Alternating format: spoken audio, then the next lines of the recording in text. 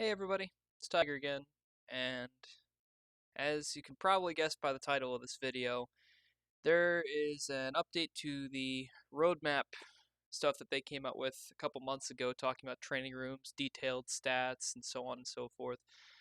So, unfortunately, it looks like there will be some delays to some of the things that they will be bringing to Legends.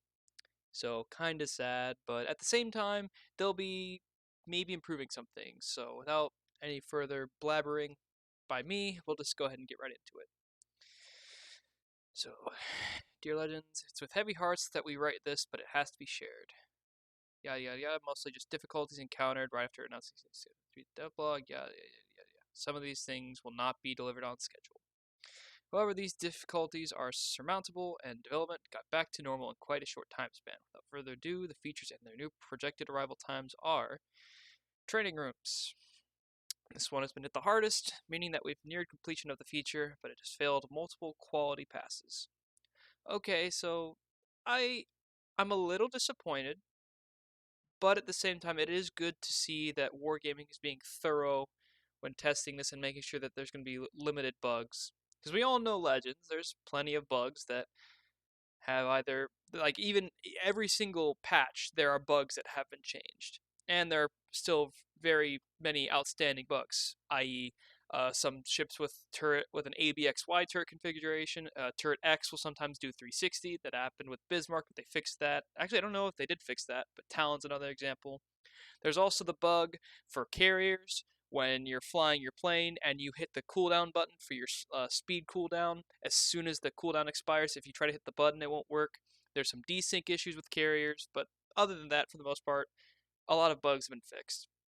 So it is good to see that Wargaming is working on testing these and being really thorough and making sure the product is going to be released smoothly.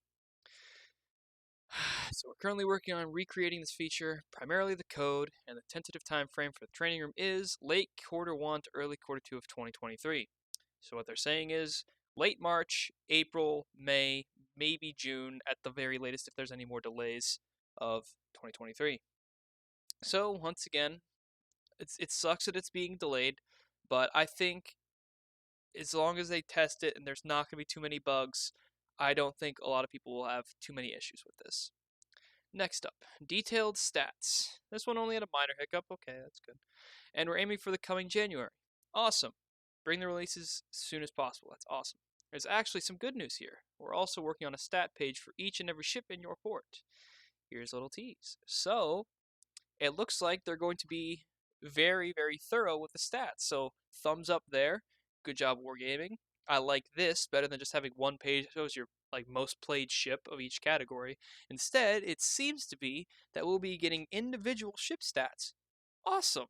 So it appears that you have to select your ship import, go to the like ship upgrades pop up on the menu, so like select your ship, and then you scroll all the way to the right, and that's where these stats will be.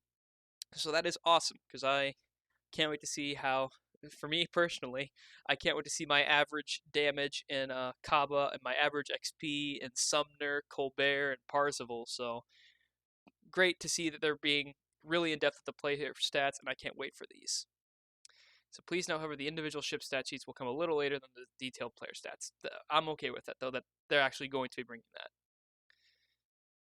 Finally, the legendary modifications are also moving to January 2023. I forget what these are. I'll link my last video in the description below for that because I kind of don't want to take the time to really just zoom back and scroll back and see what that's about. But yeah, my link for my last video, I'll pop a little notification in the corner right now if you guys would like to see that. But yeah, other than that, while all that is a blow to our plans and your expectations, we can also share some more good news. A National Plus voiceover mod is currently in the works. It'll be the most varied of the bunch, allowing multiple unique commanders and their historical counterparts to all have voices in the Naval Theater.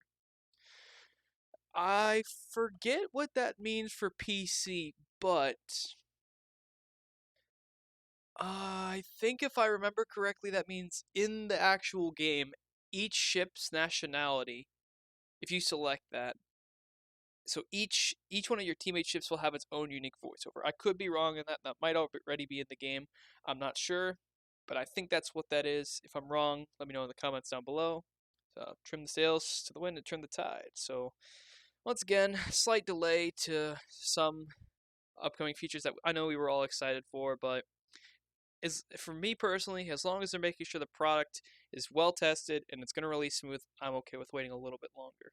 Though I'm pretty sure we all agree that these should have been in the game much earlier than approaching the 4-year anniversary.